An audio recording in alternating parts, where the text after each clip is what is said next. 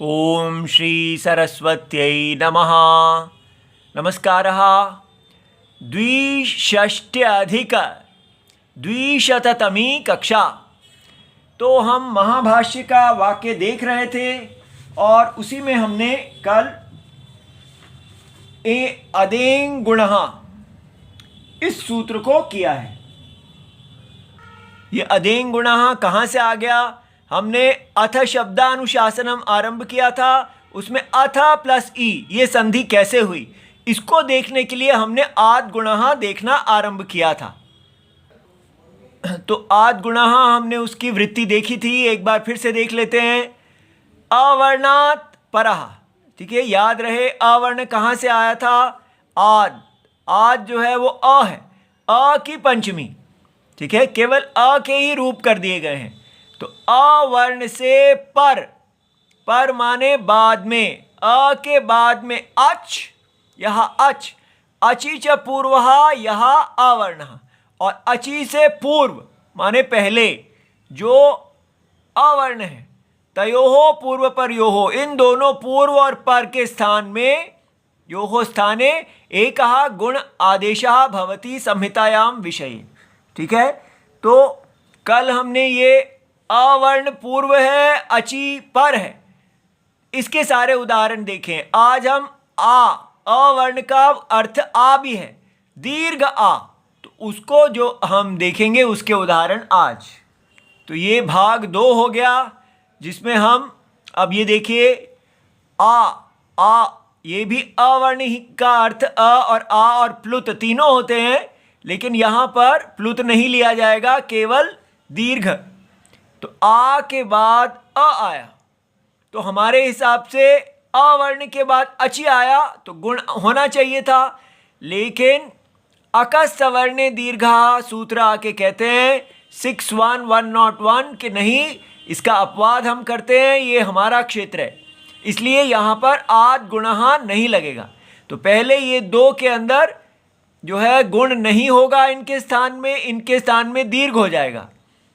उसके बाद ये तीसरा देखते हैं, माला इंद्रहा, ये आ के बाद ई आ रही है, आ के बाद ई आई, तो आ जो है अवर्ण पूर्व में है और अचि जो है अच ये पर में है। अच के पर में आ और आ जो है अच, आ के पर में ई और ई के पूर्व में आ, तो दोनों के स्थान में गुण।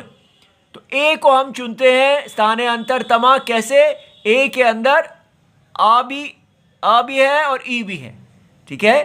तो माल ए नद्र, ऐसे तो बन गया मालेन्द्र, ये ठीक है। इसी प्रकार विद्या ईश्वर, आ और ई, और इन दोनों के स्थान में ए आ गया, क्योंकि अ ई, ए जो है वो अ और ई से बनता है।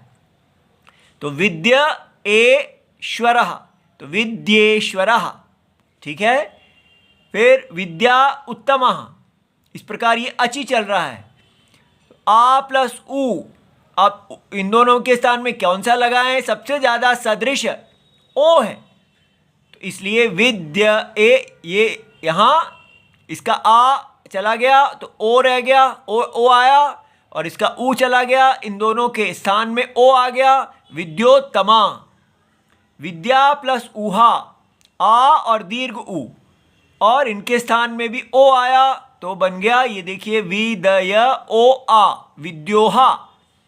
माला प्लस रिकार, अब यहाँ देखिए ये आ के स्थान में हम आ और र दोनों का सबसे सदृश अर है, तो उरन रपरहा सूत्र कहते हैं कि जब भी आपने ये यहाँ पर र के स्थान में अण का आदेश करना है तो आप वहाँ पर अर का करेंगे, ठीक है। र परह, र जिसके बाद में है, तो इस प्रकार यहाँ अर का आदेश होगा, तो ये बन जाएगा माल अर और कार, तो बन जाएगा मालर कार, ठीक है।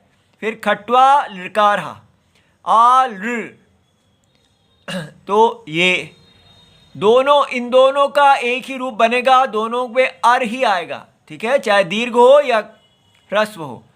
फिर ये ल, और ल में ये अल हो जाएगा, क्योंकि यहाँ नियम है कि ऋकारस्य स्थाने यह अण तस्य लकारत्वम इष्यते, तो वहाँ र परहा नहीं ल परहा अ होता है। ठीक है, तो इनके स्थान में खट्व प्लस अल हुआ और कार आया तो बन गया खट्वल कारः। इसके बाद ये देखिए आ के बाद बचे यहाँ तक अयुन, ऋलिक, एओंग, अयौच, ये 4 बचे।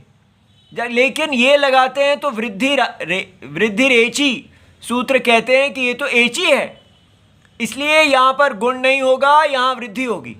इसलिए हम देख सकते हैं कि ये आद गुणः जो है केवल ये 7, 3, 4 यहाँ से लेके पहले 7 आ वाले हैं और 7 ही अ वाले हैं, तो कुल 14 केस हैं जहाँ पर आद गुणः सूत्र लगेगा।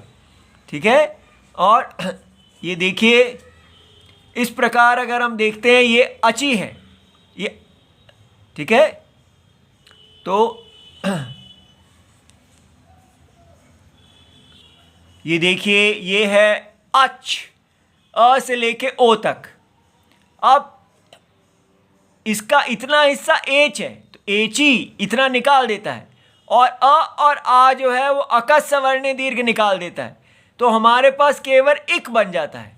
तो उससे हमें याद रहना चाहिए कि आद गुणः अची, अची इस तरफ से आने से नहीं, इकी बच जाता है, बस केवल ई और क तक। ठीक है, तो केवल ये वाले जो वर्ण हैं अ इ उ ऋ ल, ये 5, ये और 1 2 3 4, ये 9 हुए और इसमें से भी पहले 2 निकल गए, तो बचे केवल ई के ये 5 और ये 3, ये ई उ ऋ ल, ये 4 और 3 7। ठीक है, और फिर इनके दीर्घ, तो ये जो है ये 7 केस हैं, ये अ और आ के सामने आएंगे, इसलिए इकी हो जाएगा। याद रहे आद गुणा में अची कहा तो गया है, लेकिन अपवादों को निकाल के केवल इकी बचता है। ठीक है, इस प्रकार आपको समझ लेना है। इति सर्वम शिवम प्रणाम।